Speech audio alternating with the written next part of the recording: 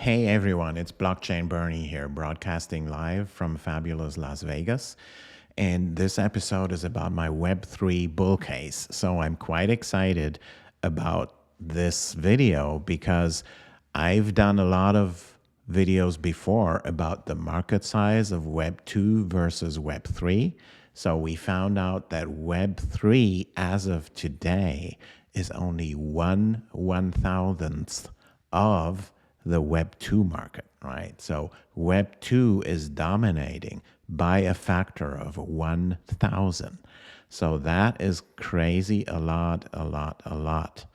So what do we do now regarding the catch up, right? We will be playing catch up over the next few years, and I've made a case over the next 6 years. It goes up until 2028, and we have Web3 at a total market cap of 20 billion, whereas we have 20 trillion for Web2, right? 20 trillion for Web2, 20 billion for Web3 only.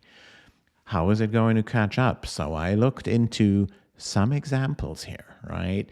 Like, how long did it take for other technologies to grow, to explode? How long did it take for older technologies to be taken over? And I looked into a lot of examples there and came up with a chart, right? And here's the chart. So Web 2 is growing, and the assumption is just it's growing 10% each and every year up until 2028. So that will add up exponentially. So we're going to be at 32 billion by 2028 for Web 2. So now for Web 3, it was forecasted to be 20 billion last year. Let's say this year it's going to turn out at 26. So that's like a 30% modest growth, right? From 2022 to 2023. So for 2024, I was forecasting a 3x because what we see right now is a lot of projects. For example, DePIN is a very popular thing, a decentralized physical infrastructure where things in the real world are being mapped onto crypto assets. And there's so many projects out there about DePIN. If you want a special video about DePIN, let me know in the description. And by the way, do not forget to like this video. It's a lot of information for you. It takes me some time to make it. And that little like and subscribe would really help me out. All right, so if we now look at the year 2025, then suddenly some of the Web3 basic infrastructure becomes available at scale, right? By 2024, 2025, and our own technology, Xandeum, is definitely one of them, an important piece of infrastructure for Web3. And why are we moving Web3, by the way? Just because humanity, by history, wants to become more and more self-determined. The individual wants to get more and more power. So we want to move away from centralized organizations that do everything. And don't get me wrong, centralized organizations have their advantages, right? And we used to have only dictators and emperors or whatever just a few hundred years ago, and it served its purpose, right? But the evolution goes more and more toward people determine their own destiny, right? And they want to try out, can we be more decentralized? And that's why Web3 is going to be the future. And by the way, there is so many out there that try to do shortcuts, right? That are not real Web3. And I'll do another video about this one. But hey, we're talking about the real technology here, blockchains that give, everything tamper-proofness, and censorship resistance and all these type of things. So let's go back. So we had that 6x, the 3x, and the 6x. Those can all be done with systems that are already in the pipeline.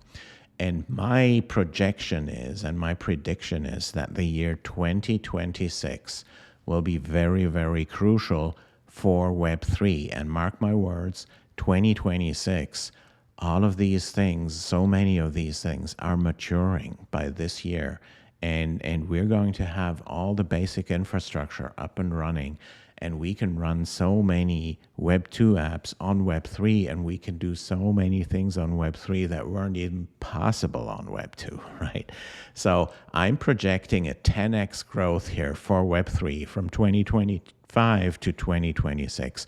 And 10x, guys, this is not, there has to be a wonder or something. It is a normal growth rate for upcoming technologies that have a breakthrough, and it can even be way, way more than that. Still, this is my bull case because many things have to go right. All the technology has to be working. We have to onboard all these users and stuff like that. But hey, this is not a dream case. This is not a pipe dream, right? This is just the bull case, and it is very, very, very possible that it happens like that. And it's even very, very possible that it happens better than this.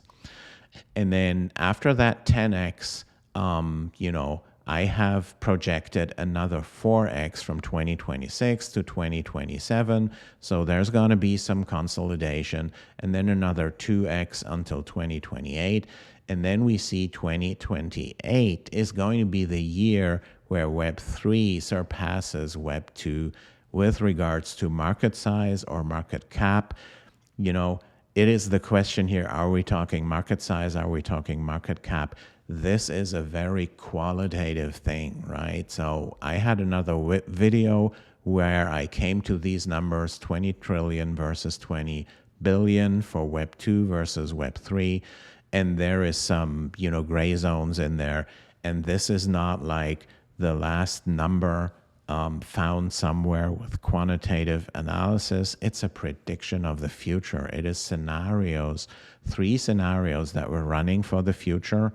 And yeah, this is my bull case. This is why I'm working in Web3, because I am 100% convinced we're going to see explosive growth here.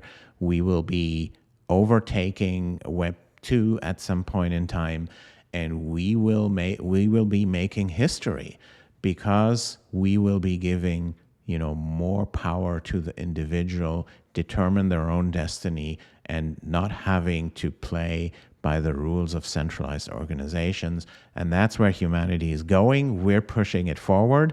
Thanks so much for watching, and catch you guys later. Bye.